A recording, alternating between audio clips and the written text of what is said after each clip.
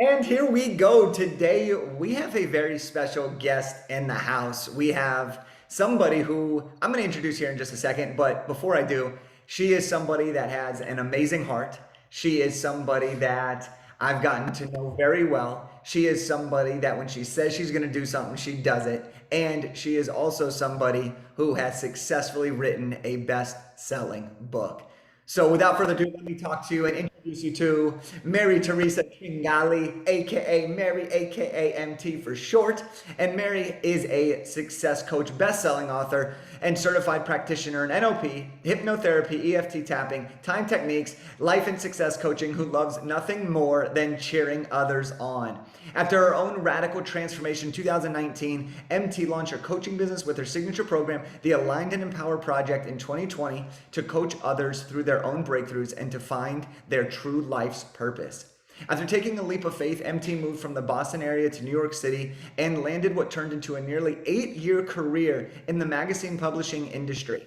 MT again picked up her life and moved to the other Portland in nearby Maine with nothing but faith that her next big move was destined for her there. And she was right. Since 2014, MT has worked full-time in marketing and events and most recently found her true calling in launching her coaching business. She wants to remind others that they are not alone in their journey and are already equipped with everything they need to stand in their power. Today, MT is still on her journey of growth and expansion right alongside her clients. She holds a BS in marketing communications from Emerson College, and when she's not making earrings, at I am Auntie Mary on Instagram, MT can be found moving outdoors, walking, skiing, kayaking, and spending time with her friends, family, especially her nieces and nephew. So, MT, welcome to Wow. the show. Let's go. Thank you. Thank you for that whole entire introduction. That was awesome. And we ain't leaving anything out over here in the Big Idea to Bestseller podcast. So, I want to kick things off.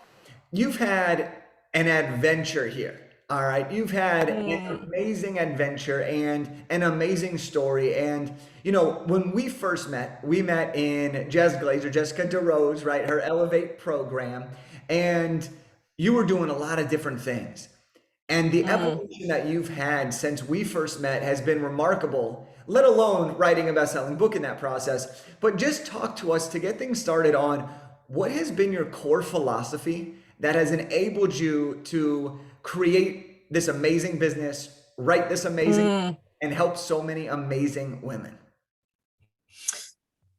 Oh, wow. What a question. I would say that this idea of alignment is probably the thing that I have held most true to my value system that has allowed me to step into this world, and keep on going and keep on growing and keep on expanding because I think, and it's actually the foundation of the program that you mentioned, the Aligned and Empowered Project, which was the foundation of the book.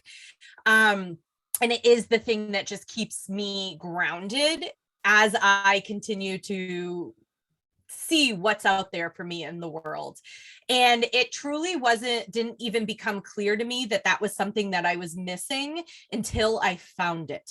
So the best way that I can describe to people, if you are out of alignment, if it feels like something's not quite right. And you might be living a life where everything seems like it should be right.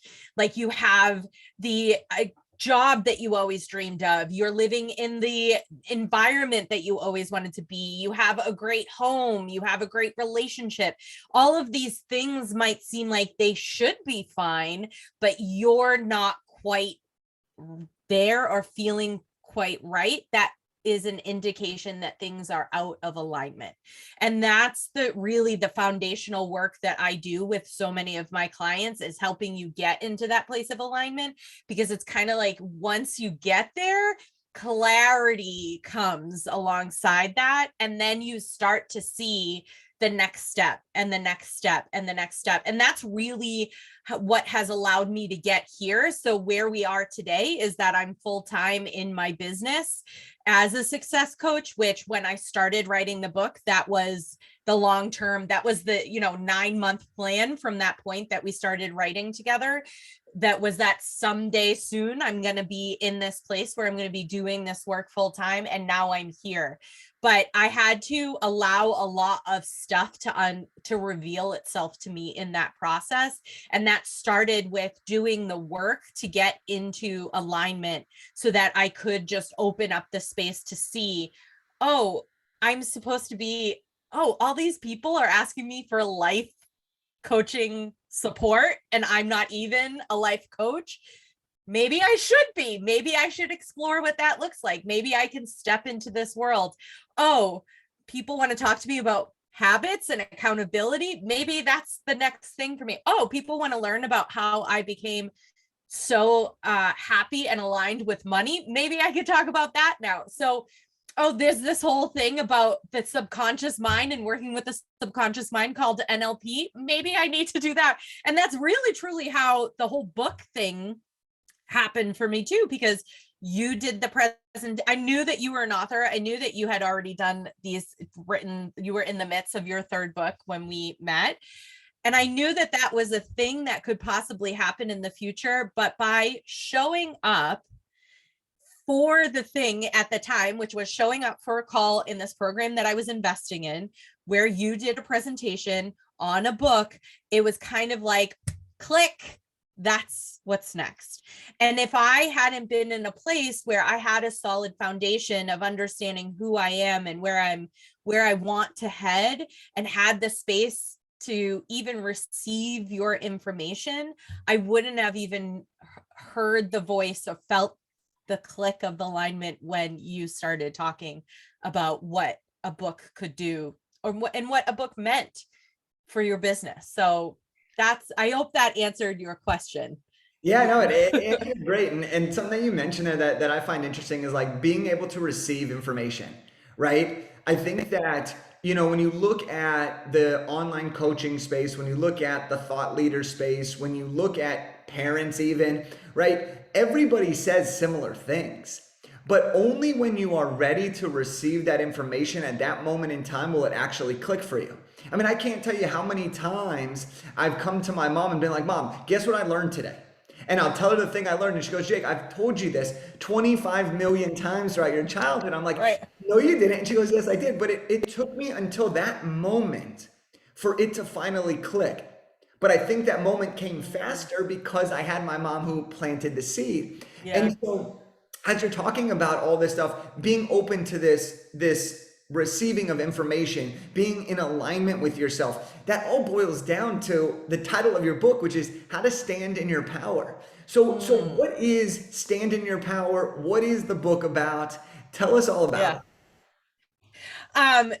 It's so funny. I did Stand in Your Power. The title of the book came from a speech that I did as the president of the Maine Women's Conference, which was an organization that I helped create and build. And it was the second year that I got to do the keynote speech as the president. And the first year, I referred back to who I was the first year. And the first year I was somebody who was holding it all together as best I could, but not completely honest with myself about where I was, where I wanted to go, and what I was doing with my life. I was doing the best I could, but I wasn't completely honest with myself. And so I felt like standing in my power meant that I'm okay with not being at my 100% capacity. But I know that everything that I'm doing here is coming from the most authentic, grounded, truest self that I can put forward. And so that's what Stand in Your Power was really all about. And so this process that I walk you through in the book is allowing yourself the freedom to be perfectly imperfect while also doing the absolute best that you can every single day. And that, to me, for me in my world, that started with having daily habits, or whatever you want to call it, ritual every day, something that gives you structure in your life every day, because I truly believe, and not everybody's like this. So I understand that this doesn't work for everyone, but I have seen it work for many different types of people with my clients in the program. But there's freedom in structure. I truly, truly believe that.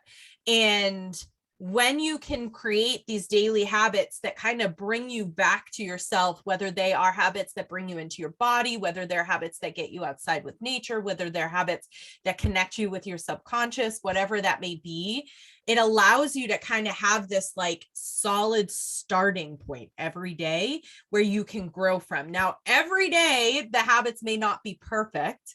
Every day may not be as what we call in the AEP, and I didn't put this in the book, a green day.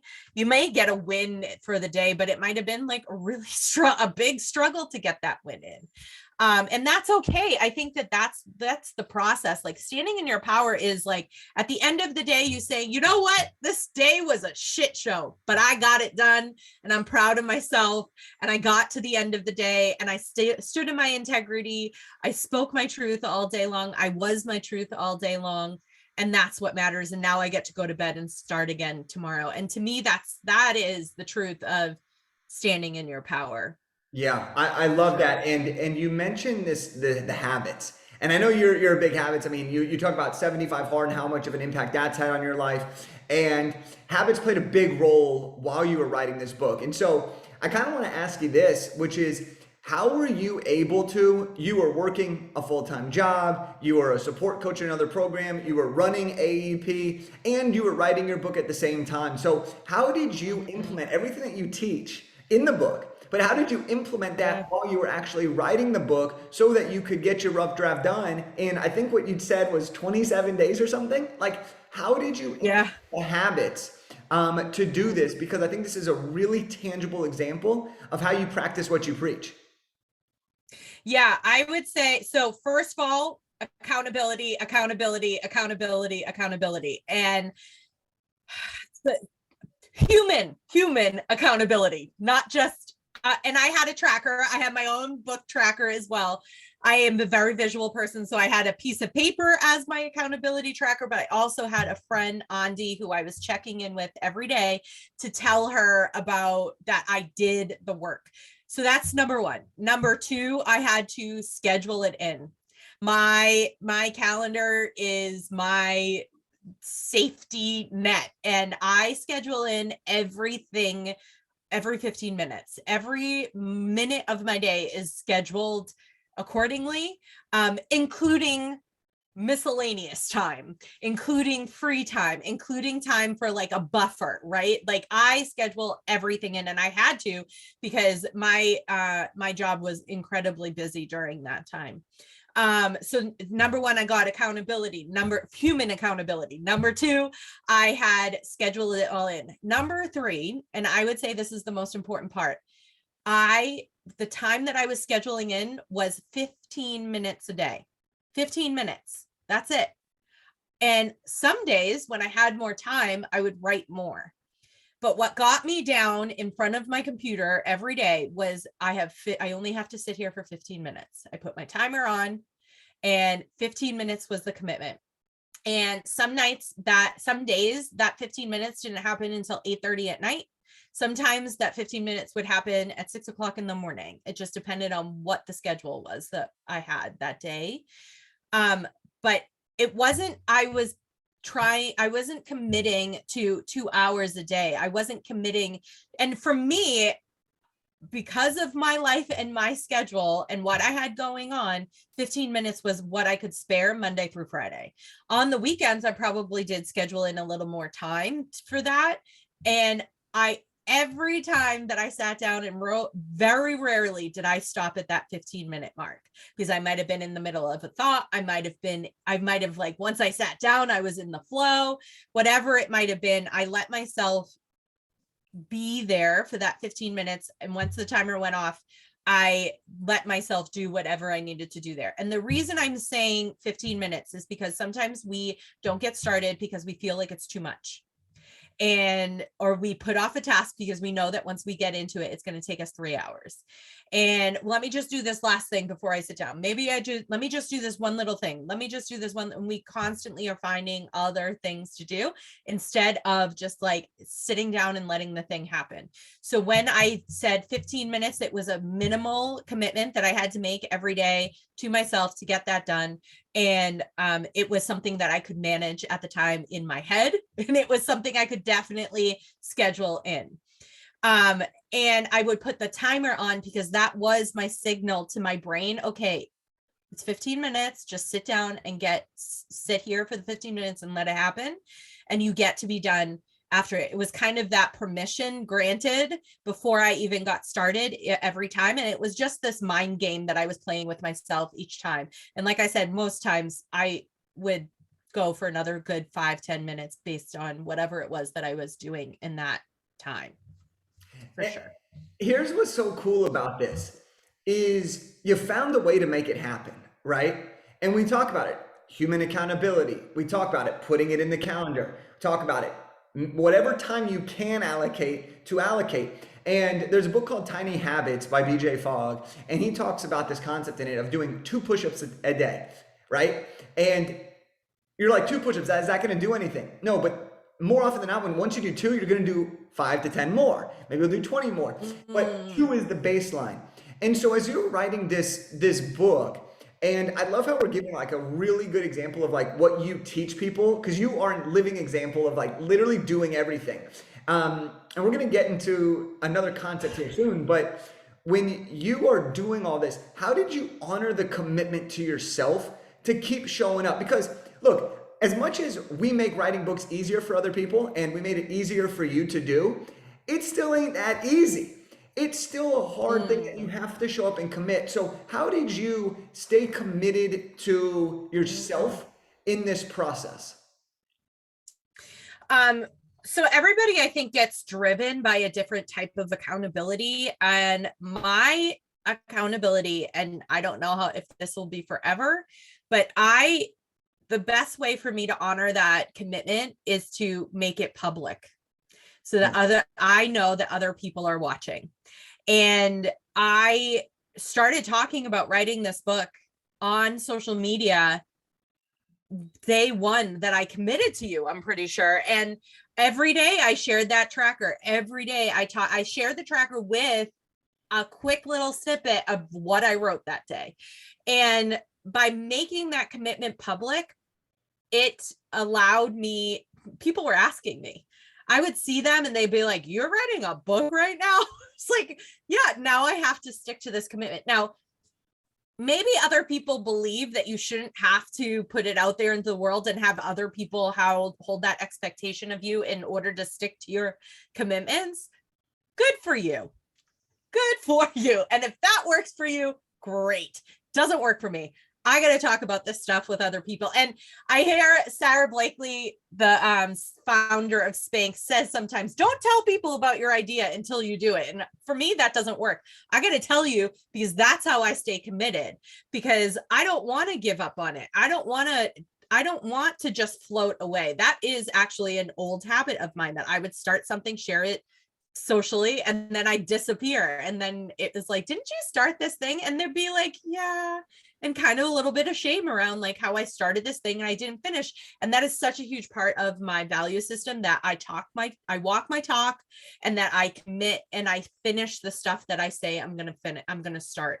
And if I have to stop, that there's a really, really good reason for it. Like I actually just had to stop a round of 75 hard because I got COVID. So, and there's a good excuse and a good reason for me to finish it. And I also shared that publicly. So it's just, that was the biggest way that I could honor this commitment that I made to myself, was by sharing it with my community and then showing up, not just for that was how I showed up for myself, I should say, by showing up for the people that I serve, the people I want to help, the people I want to help, show them what's possible in the world. And this did something even more than just helping you stay committed, right? By posting about it as you went along through this process, not only did you stay committed, but you had people starting to inquire about your work, inquire about the release date. And so when you launched the book, it wasn't a surprise. Oh, hey, here's a book. It's finally here. And that led you to getting 50 plus ratings and 5-star reviews, #1 bestseller in categories. Like, you crushed this thing. And posting along the way did all of that, right? It helped you stay accountable. It helped build the awareness. It got you people excited about your launch. And that's really cool. But there's one thing that we have to talk about here in the final part of today's conversation. And that's, we've talked about a few words over and over again: being, right? You've talked about you have to be the person, you have to be ready for this. You've talked about doing the work in order to have the things that you want. And so this is a big philosophy that you talk about in the book, and it's a big thing, and it's called be, do, have. Can you Mhm. explain to us what be, do, have really means and why we should give a shit about it? Yeah, I mean, it is I mean, it's chapter one. It's the biggest shift I've ever had in my life, is that you can't, so many of us grow up with this pre-programming that the only way to be wealthy is to have a lot of money first, and the only way to be happy is to have the big house and the perfect relationship and the perfect job first. And it's actually not that way, and this goes all the way back to like the law of attraction and having a high vibe and basically manifesting the life that you want. And the way in which this the energy of the world works is that you have to have the high vibe first. So you have to be the person you want to be first. And sometimes that takes some work to figure out how do you do being, right? How do you be the person you want to be? And the best way that I've ever heard it is, if you want to be somebody who has, for example, a best-selling book, how do you embody that first? What is that person doing every day already? So then you're waking up in the morning, you're like, I'm somebody who's a best-selling author, so what do I do? What are those actions that already align with this person that I'm already being?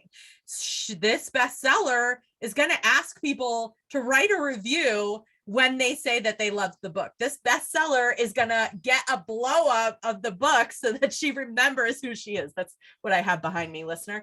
And this bestseller is going to not apologize for sharing every single step of the process, but I have to embody that stuff, right? So I have to be confident. What is a bestseller? How is she being? She's being confident. She's being comfortable in her skin. She's being ready to receive the great ratings, right? I have to be open to receive that. I have to be ready to commit to the schedule that it's going to take. And there's a lot of things that you can say about who this person is in the journey. And it's something that you have to like, it's a hard one to talk about, but because it truly is this embodying experience of how do you feel in your body and what words do you associate with that? I hope that answered it. It's It's a hard one. It's so good though, because, and this is what you teach in your program. This is one of the first chapters, Mhm. if not, I think you mentioned the first chapter in your book. Like, this is such a pillar to becoming, where we started this, aligned, right? And this is It's, so, yeah. so, so critical. And we're not going to spoil anything else for everyone. Everyone can go get your book and go check it out. And so, MT, how do we get your book? How do we connect with you? How do we continue to learn from you? And how do we work with you? Give us all the goods. Well, connect with me on Instagram is where I hang out the most. It is at Mary.Theresa.Tringale. And I do generally have a link in my bio for you to buy the book directly. Right now I have something else there, but it should be there. If not, DM me. I will send you that link. Otherwise, you can search for it on Amazon. Stand in Your Power, Mary-Theresa Tringale. And the best way to connect with me is on Instagram. I'm also present on LinkedIn and Facebook as well. That's Yeah. awesome. Now, for everybody that's listening right now, do yourself a favor and grab MT's book. Just do it, okay? Because when she talks about these concepts, like, she knows what she's talking about. And as you've heard in this interview, she lives everything out. She does what she teaches, and that's so rare to find right now, when there's so many people that are just regurgitating information that they hear, claiming to be an expert, but they've never actually done the work. MT has done the work in so many ways. I mean, she's got NLP, hypnotherapy, EFT, all these other things, and she really cares about you. And this book just embodies everything that you are, MT. And so if you're listening, go grab a copy of that book. And after you grab a copy of your book, post a picture on social media about that you have the book, because we'd love to see you share that book, because then more people can be inspired. And that's one of the beautiful things about being an author.